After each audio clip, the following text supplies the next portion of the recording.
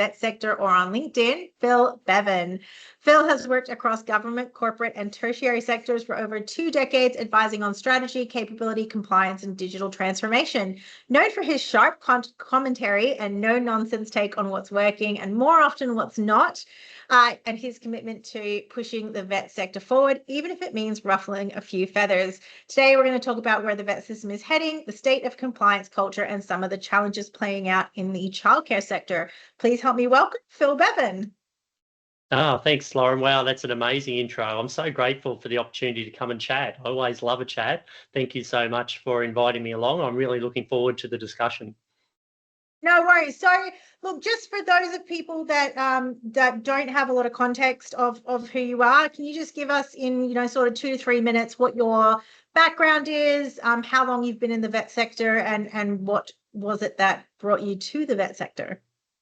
Wow, that's a great starting question. So one of the things that I'm really proud of is that I'm an educator, and I was really fortunate when I was a young person. I always knew, like going right back, like 6, 7, 8 years old, I always wanted to be an educator. So I'm one of these people that has been very fortunate to know very early what my life's purpose was going to be. And I was talking to someone about it the other day. I first walked into a classroom 36 years ago. That was on work placement. So I started off dip teach back before there were even degrees for teachers, and did my dip teach. And since then, I've done 8 formal education qualifications. So obviously, I've got all the Cert 4s. I've got a couple of the diplomas. I was for a number of years. I then jumped into the university sector and spent a couple of years in university, and there was a little bit of competency-based stuff going on there that is interesting in today's market that we might talk about. And then in '99, I jumped across into vet. So I've been 26 years in the vet sector now, and the shift was competency, where vet is the only sector, I'm sorry to say this schools, and I'm sorry to say this universities, but when our graduates leave, they can do stuff. And that's been my experience for 3 decades. So issues with school delivery and with failing students. And we only have to read the paper every day of the week to see where that's at.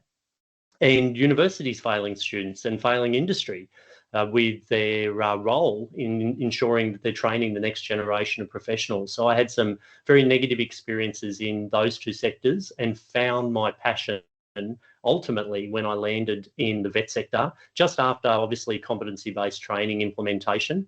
So I originally worked in a not-for-profit RTO. I then jumped into a private RTO. I then set up my own RTO, and I ran my own RTO for 8 years. I've had multiple consulting firms. I've been a consultant for over 20 years now. I've run multiple IT companies. I have an IT company again at the moment.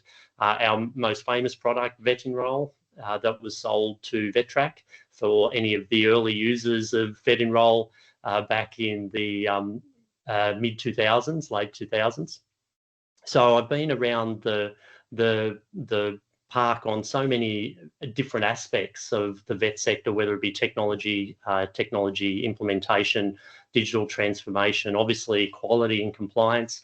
With my RTO, we got ISO certification. So we were registered in 2002. We were the second RTO in our region to undergo audit for then AQTF 2002.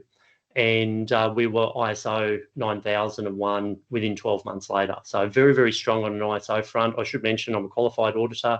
Along the way, I've been certified with Exemplar Global. So one of both my wife and I are ISO experts. We work with triple certification, work with businesses to implement ISO standards around quality. So I have a very, very strong focus on quality right from the early days at that international stage as well.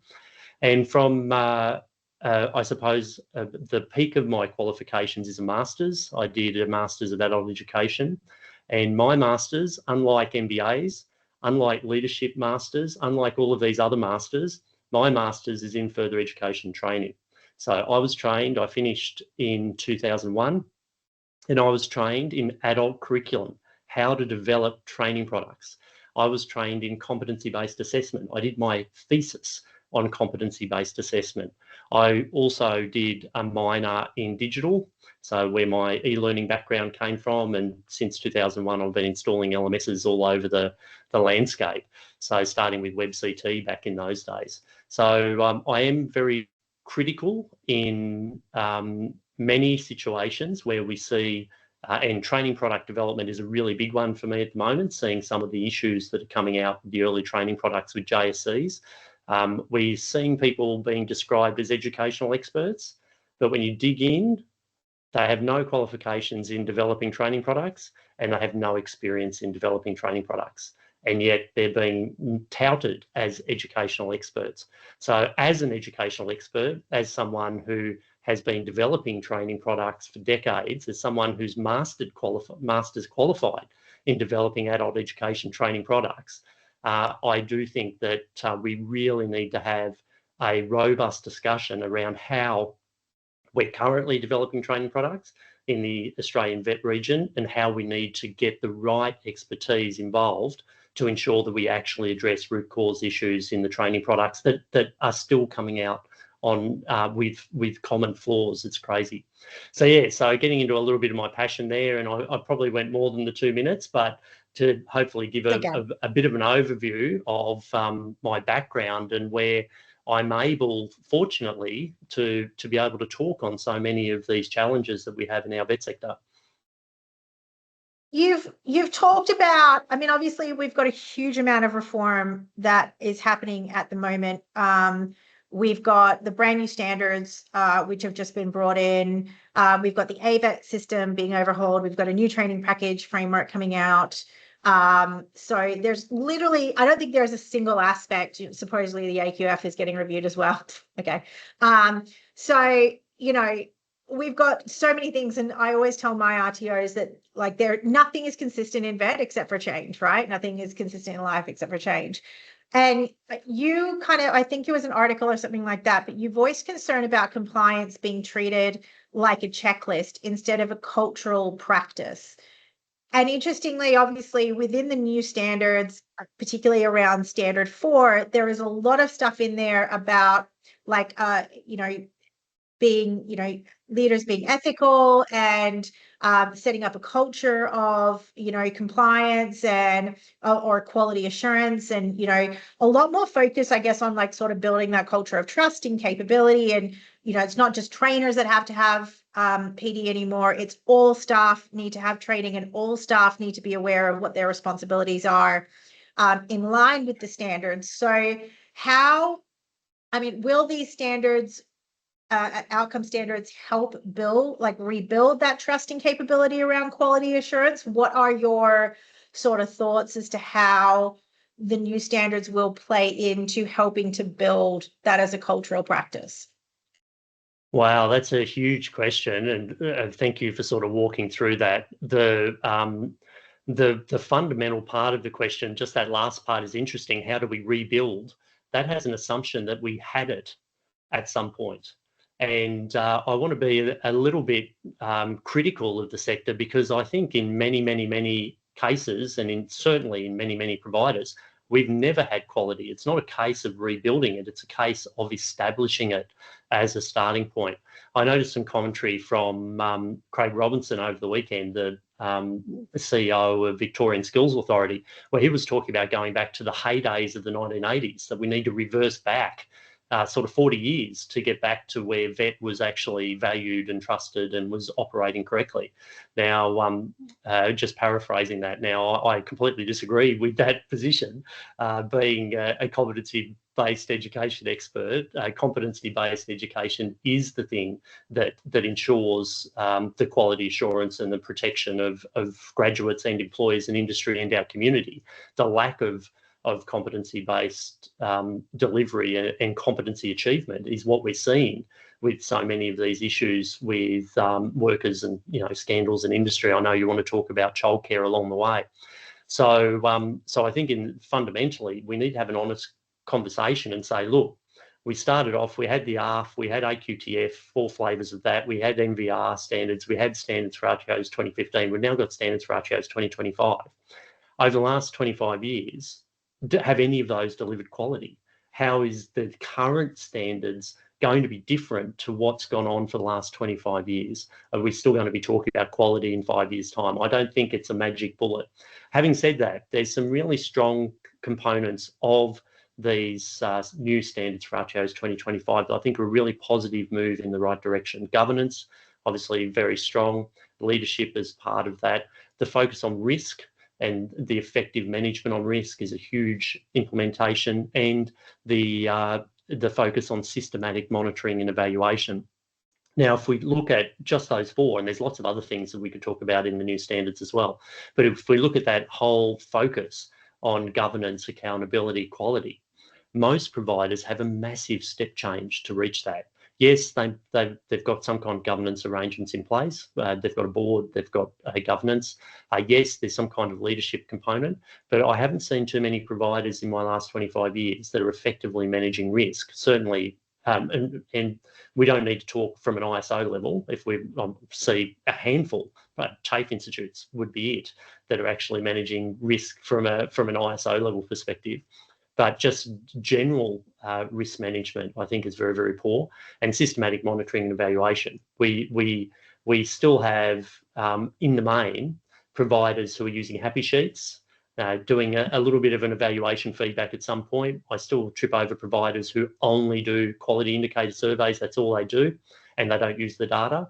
We're a long, long, long way away from providers understanding systematic monitoring and evaluation, having effective monitoring frameworks in place, and then having internal auditing to be able to do that critical examination. So the standards in all of those components, I'm a big fan. I think that they all, even the language is getting very closely aligned to international ISO language, the use of validation program instead of validation plan, for example. So I'm a big fan of all of those changes, but in terms of how this is going to impact quality in providers are so far away from it. Our public TAFE institutes, look, I've been a TAFE student, I've been a TAFE employee, I've been a contractor with TAFE, I've been an external auditor of TAFE. I'm a huge fan of TAFE. And our TAFEs are doing a reasonable job in this space. When we step outside of our public institutes, it's a daft. It's just a huge amount of work. And I think the other big problem, we were sort of talking about a little bit before we started the formal discussion, is that providers also don't have the resources to be able to do it at the moment. In our VETA community, as you know, I support our VETA community off the side of my desk, and there was a poll that was run maybe 4 months ago, and the question was, do you have a budget to support transition, a budget for resources, or a budget for time, or both? And 66% of providers said they had no budget to support transition. This is a couple of months before the largest reform, standards reform in a decade.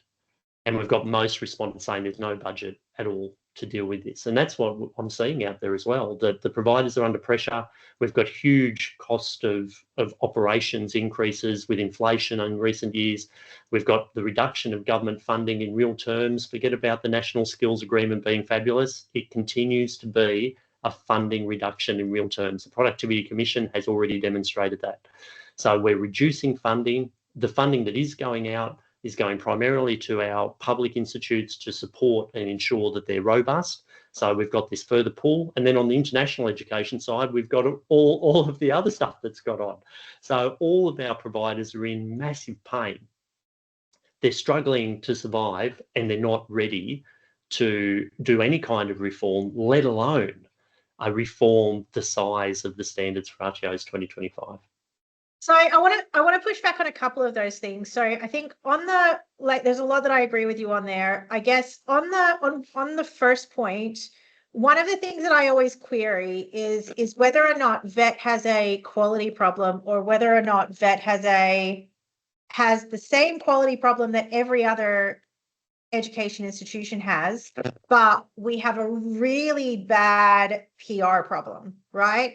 And I say that because I'm very, very fortunate. I won't lie. Like I've been able to be very selective about my clients over the years because of the work that we do.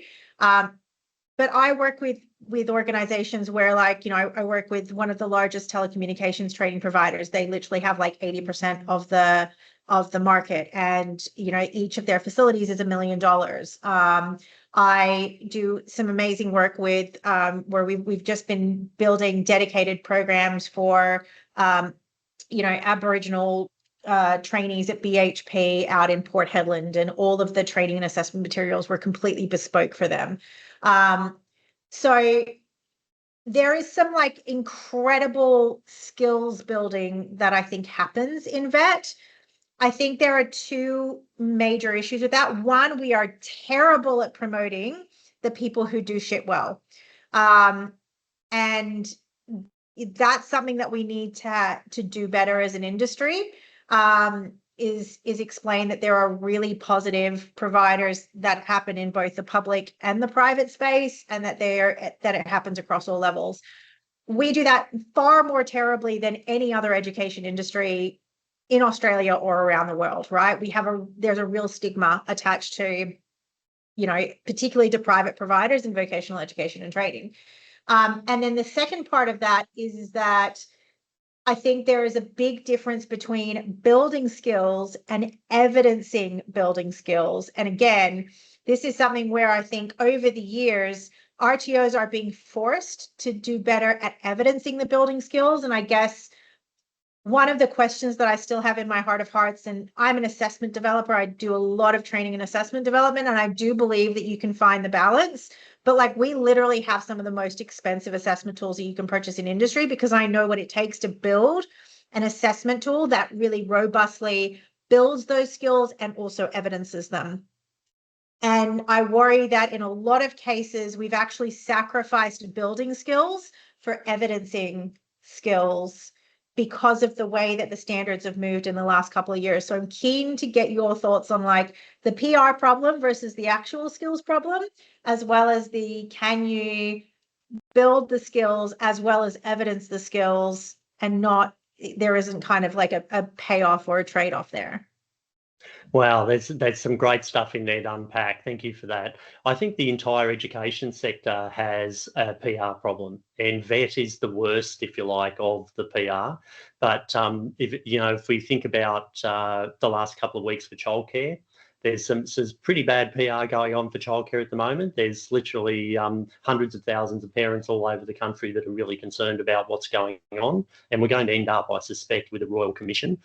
We haven't got there yet. We've got an inquiry going on in Victoria, but I think that's going to go further.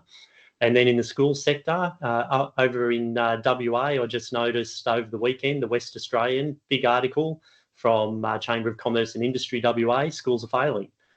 Kids are coming out, can't do anything. We need to lift school standards. That was literally this weekend. They don't know yet what we're doing with the VET reform standards.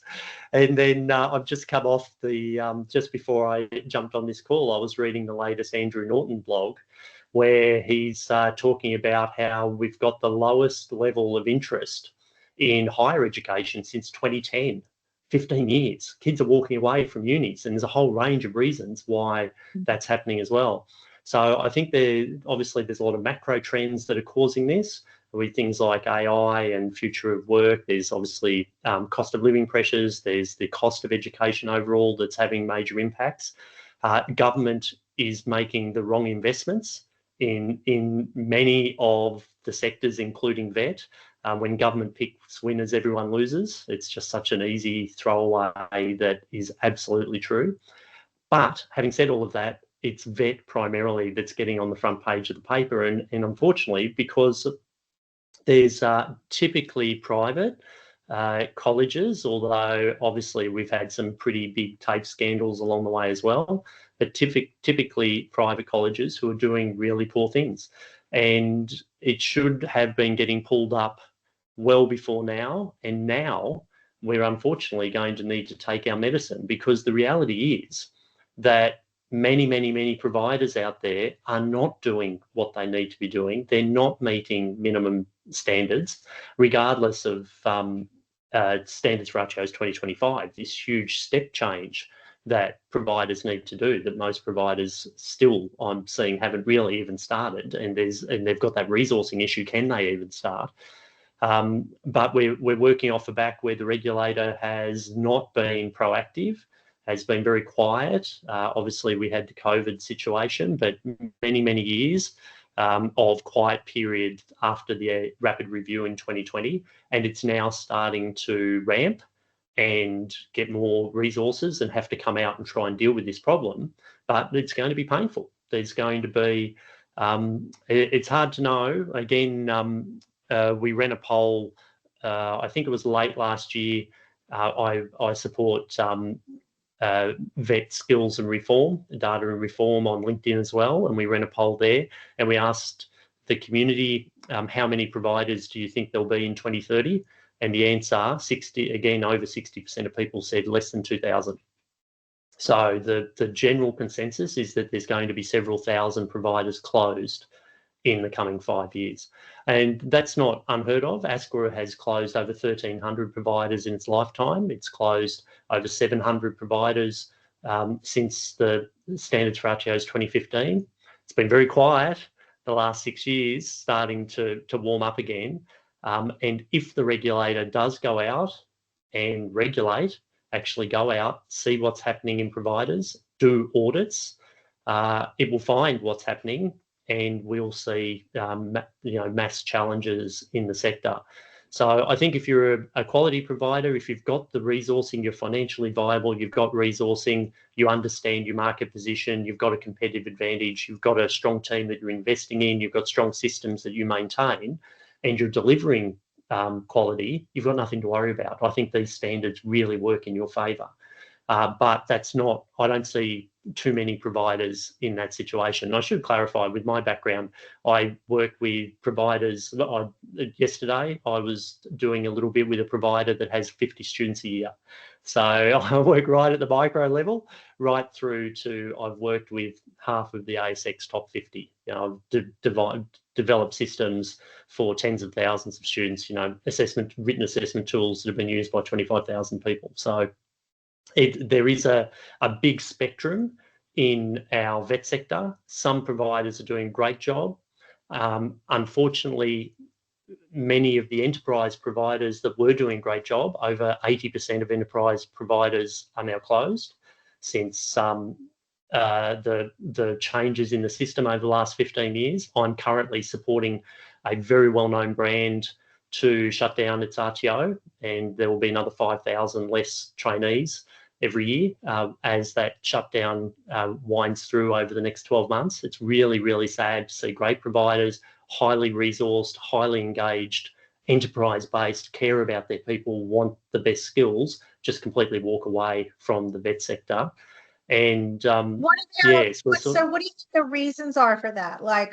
Is it that they don't see the value in the vet system anymore? Is it just that the compliance burden is too high? Is it that the financial incentives have dropped off so much that it just doesn't make it viable anymore? Is it a combination of all those things? I think it's a combination of all of those things. We need to, and again, I have a very strong employer industry focus. Why I like competency-based training, why I'm in vet, because that's what it's about. It's not students first, it's industry and employers first. If we go to the World Bank, for example, and talk about TVET, there are two key customers. I know a lot of what's going on, we love talking about students first. That's actually not correct. The vet sector, the formal vet sector, is here for a reason. And the regulation is getting harder and harder, but people are prepared to invest to get the result. But we need that shared investment with the government. And when the government is removing investment, reducing investment in real terms, directing investment to areas other than vet and to other than enterprise or private providers, the government's saying itself it doesn't value it. We just saw in, I think, 2 weeks ago, with the latest NCVR stats, all traineeships have obviously been destroyed, as we all predicted they would be, and apprenticeships are also dropping. So every state and territory had a drop in apprentices in training in the last statistics. And then we had the South Australian Skills Minister come out and degrade the retail industry and degrade business services by saying that they shouldn't be investing in those pathways. So when you've got government telling you that they don't value this, how are we to get the rest of the community to look past some of these scandals and to value it themselves? When it comes to skills development, that second part of the question, the issue is not assessment, the issue is training. And I've got to say, I'm having lots of conversations at the moment. I must have had the conversation maybe, thinking so far this year, 4 times off the top of my head that I'm, in terms of clients I'm thinking about, where they run self-paced systems. Phil, can you tell us how we can document our self-paced training in the new standards? Well, the answer is you can't, because you're supposed to be training. You're supposed to have structured out that you've got a instruction actually occurring. You've got trainers, educators who are instructing, and then they're providing time for practice to develop skills, and then they're providing time for feedback. And then that's a loop. You've got repetitive practice. You're doing spaced repetition. We've got to overcome the Ebbinghaus curve, the forgetting curve. We've got to put all of this time and effort into the knowledge and skills acquisition and embed it, and then assess. And that's what's not happening. So when we talk about assessment issues, and again, I posted yesterday, I had a conversation over the weekend with someone who said, look, I want to do a security qualification. It's 6 weeks and it's $3,000 and it's going to get me in quick. What do you think? And I said to them, the regulator's in the process of cancelling 23,000 qualifications. If you want to go and do a dirty quick 6-week certificate, drop your $3,000, get out there, you're on a time bomb. When that RTO gets caught, and when the regulator rescinds certificates, you're going to be in industry, you're going to lose your license, you're going to be out the $3,000 that you're paying, and then you're going to have to start again. Is that really what you want to do? And yet, it's standard in security qualifications. How is it that we can just hit LinkedIn?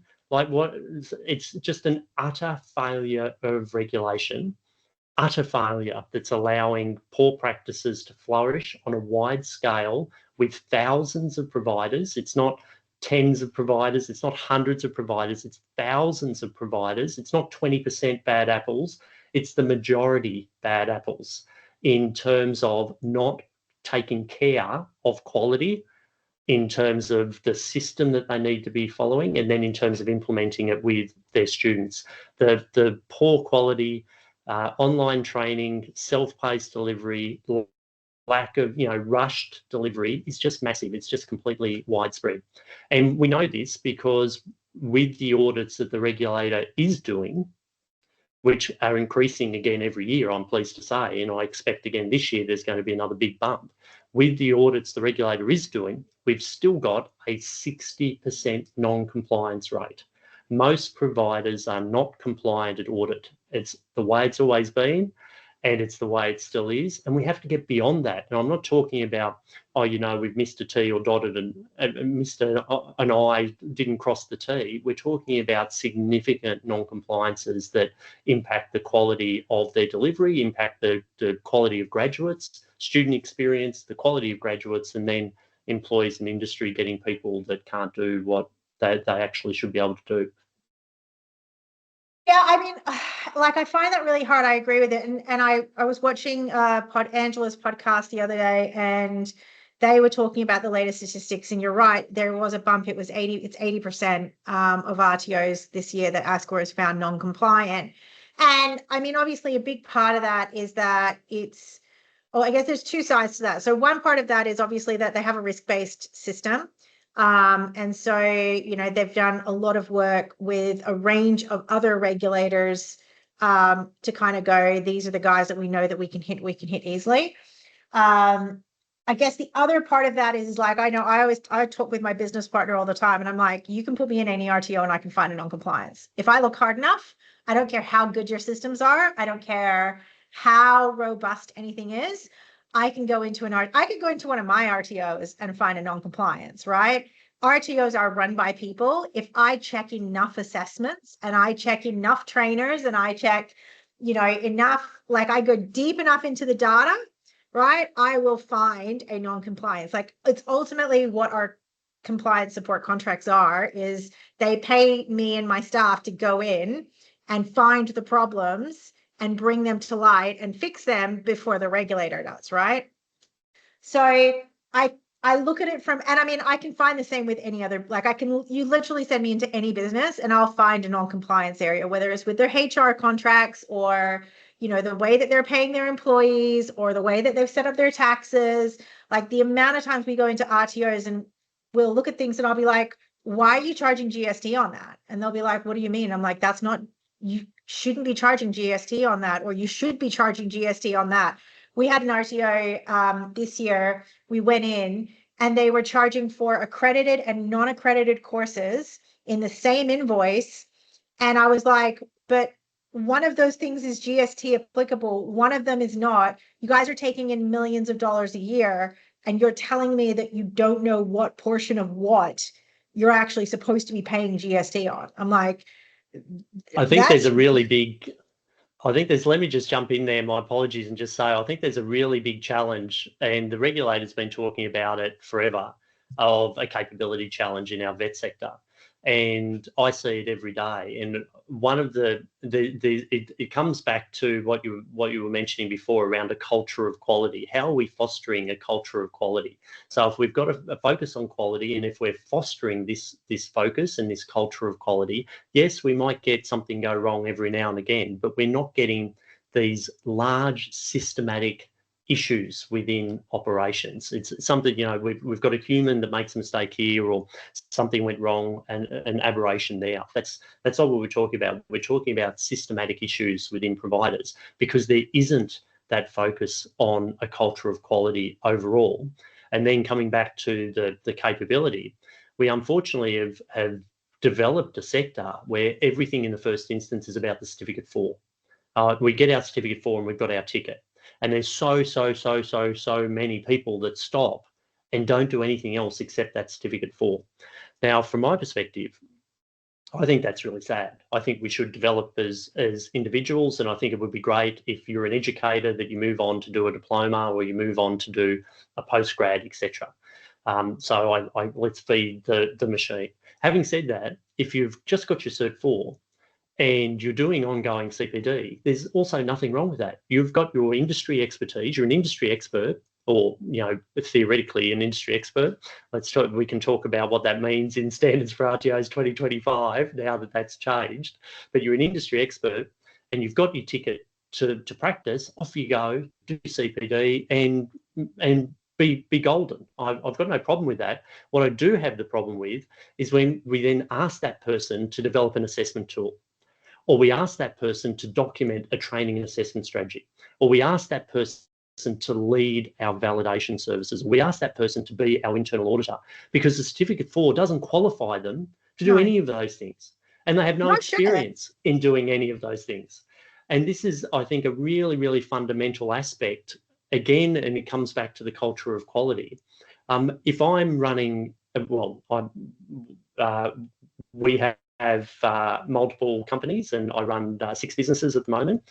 I would never engage someone and send them off to do a critical task in one of my businesses if they weren't qualified or experienced to do it.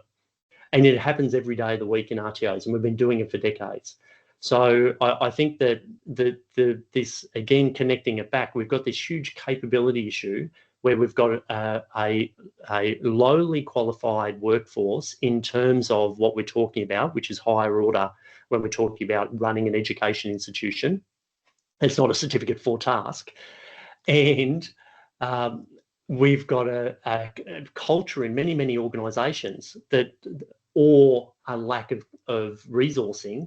So we're not talking about one of our big clients or universities or associations, etc. We're talking about small providers, and that could be not-for-profit providers. I've been in that situation, or private providers.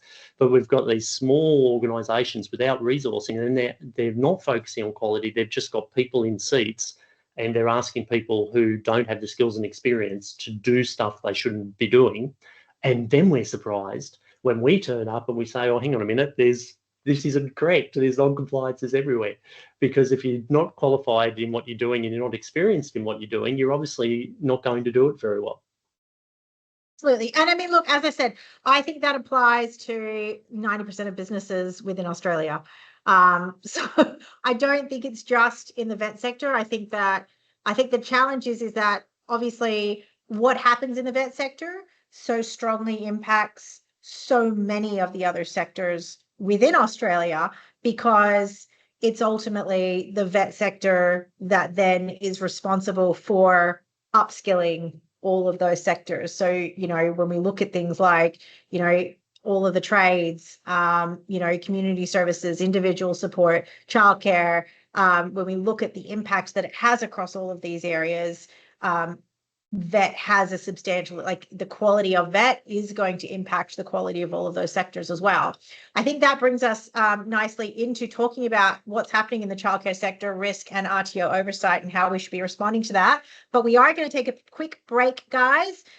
You can find all of Phil's contact details below. As always, feel free to duke it out, but do so respectfully. And we will be back with another episode for you guys next week, and for me and Phil in about 30 seconds.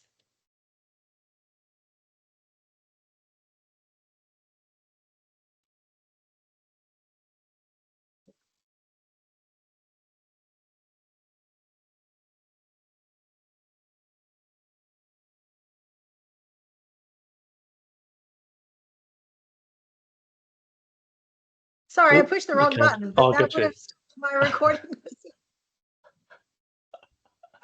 Love it. Right, I'm just going to stop the recording, and I'm going to have my editing person fix